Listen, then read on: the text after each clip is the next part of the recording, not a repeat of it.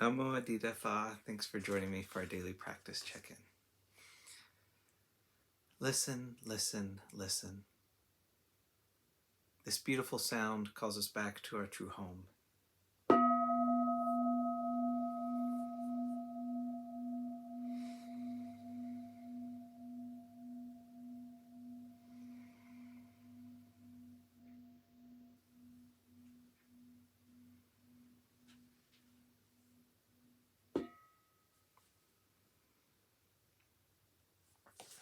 The first mindfulness training.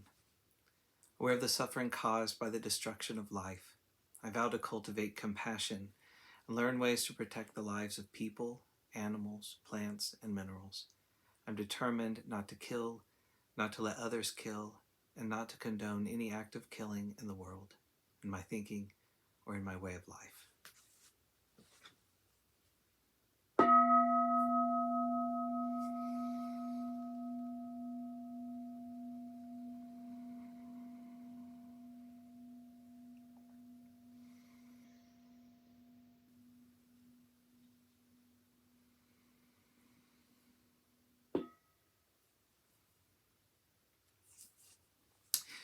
For our Dharma lessons, we've been reading Ajahn Chah's book, Everything is Teaching Us, and we're continuing his talk on knowing the world. There's no need to be in doubt about the practice. Whenever there is doubt about something, don't have doubt about the doubt. Look directly at it and crush it like that. In the beginning, we train to pacify the mind. This can be difficult to do. You have to find a meditation that suits your own temperament. That will make it easier to gain tranquility. But in truth, the Buddha wanted us to return to ourselves, to take responsibility and look at ourselves. Anger is hot. Pleasure, the extreme of indulgence, is too cool. The extreme of self-torment is hot. We want neither hot nor cold. Know hot and cold. Know all things that appear. Do they cause us to suffer? Do we form attachment to them?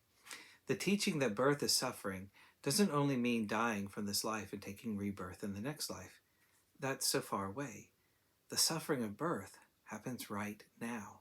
It's said that becoming is the cause of birth. What is this becoming? Anything we attach to and put meaning on is becoming. Whenever we see anything as self or other or belonging to ourselves, without wise discernment to know it as only a convention, that is all becoming. Whenever we hold on to something as us or ours, and it then undergoes change, the mind is shaken by that. It is shaken with a positive or negative reaction. That sense of self experiencing happiness or unhappiness is birth. When there is birth, it brings suffering along with it. Aging is suffering. Illness is suffering. Death is suffering.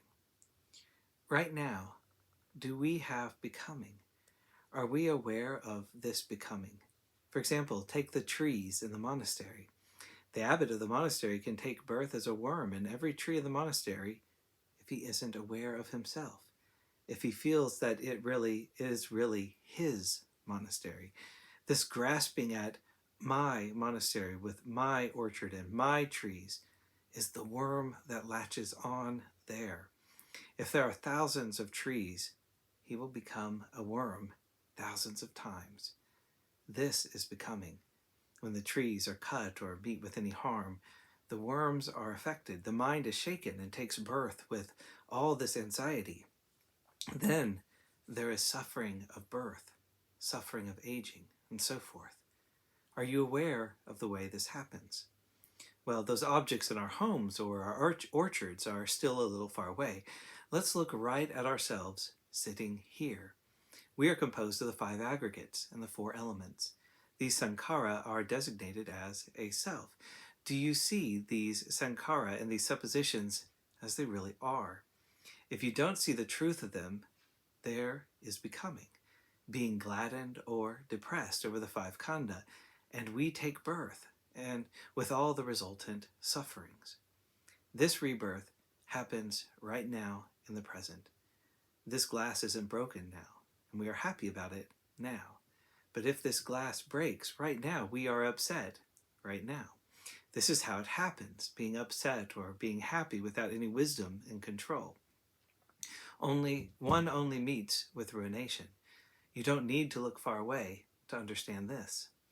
When you focus your attention here, you can know whether or not there is becoming. Then, when it is happening, are you aware of it?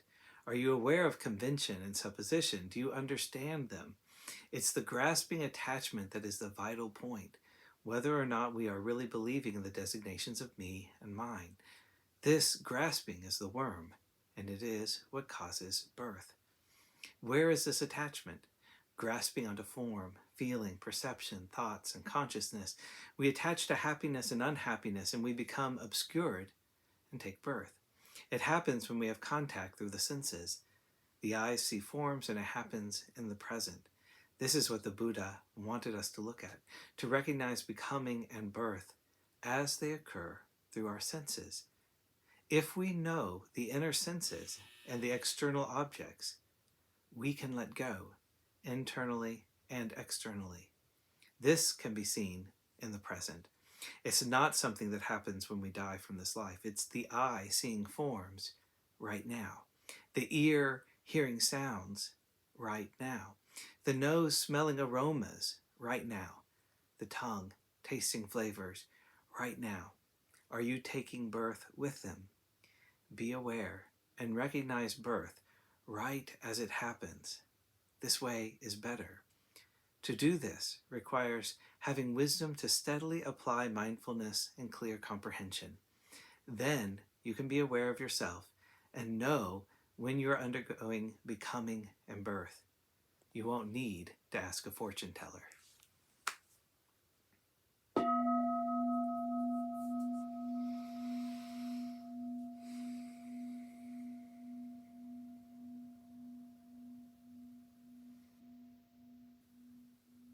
May all beings be well. May all beings be happy. May all beings be at ease. Sadhu, sadhu, sadhu. Thank you for joining me today.